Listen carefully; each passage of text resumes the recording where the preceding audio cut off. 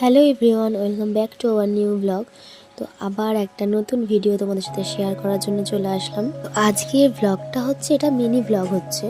আজকে সেরকম বড় ব্লগ দিচ্ছি না, আমি ছোটোখাটো ব্লগ, যেটু আমরা ঘুরতে গেছি সেই জন্য। এটা ছোটোখাটো একটা মানে ট্যুর হতে পারে, হ্যাঁ ছোটোখাটো, মানে কাছাকাছি গেছিলাম একটু ঘুরতে। আমাদের তো ঘুরতে যাওয়া না, দেখো সব মারামারি শুরু করে দিয়েছি গাড়ির মধ্যে, দেখেছো কি অবস্থা।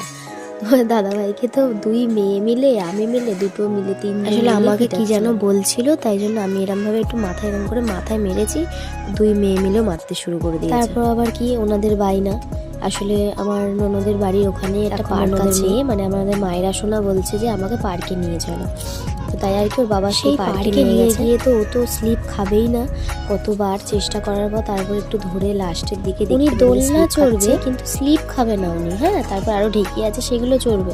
লাস্টে আমি আবার দোলনা চড়ালাম, ওর মা দোলনা খাচ্ছে। তারপর আবার কি, মানে বাড়ি যখন আসছিলাম তখন আসার সময় ও গাড়ি ড্রাইভিং করছিল, সেটাও দেখো, এত পাকা যে বলার কথা না, প্রচন্ড পাকা, মানে এত এমন এমন কথা বলে যে সবার নজর। দোলনা খাবে, দোলনা থেকে নামবে না, কাউকে চড়তে দেবে না, বলছে আমি দোলনা খাবো।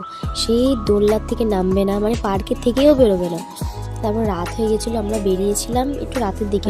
বাবা তো গাড়ি চালায়, তোর বাবা কলকাতার সাইডে থাকে বেশিরভাগ। তো এসেই হট করেই বলছে ফোন করে যে বৌদি চলো একটু ঘুরে আসি। ওরা তখন এই বাড়িতেই ছিল বলে, তাহলে বলছে ও এতবার করে, একদিন তুমি এখানে আছো, যাওয়া হচ্ছে না, চলো তাহলে ঘুরে আসি।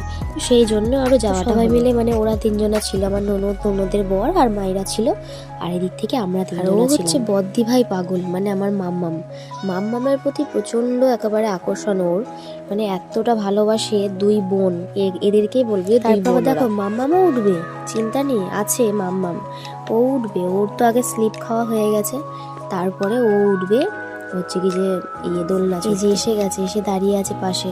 তাই আমার ননদ বলছে মাম্মাম তুমিও ওঠো। ও তো নামবে না, প্রথমে মা বকা দিয়েছে, তাও এমনি ও নেমেই পড়তো, বললো যে মিমি নামিয়ে দাও।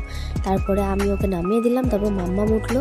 আর দেখো ও একেবারে, আমি ওকে দোল দিয়ে দিয়েছি। তারপর ওখান থেকে ওর পিসান, ওর বাবাই, ওরা সব ডাকছে যে চলো রাত হচ্ছে, বাড়ি যাবো তো, হ্যাঁ। তো তারপরে কিছু খাওয়া দাওয়া করলাম ওখান থেকে, তারপর ওখান থেকে বেরোবো। তার মধ্যে বলছে আমি স্লিপ চড়বো।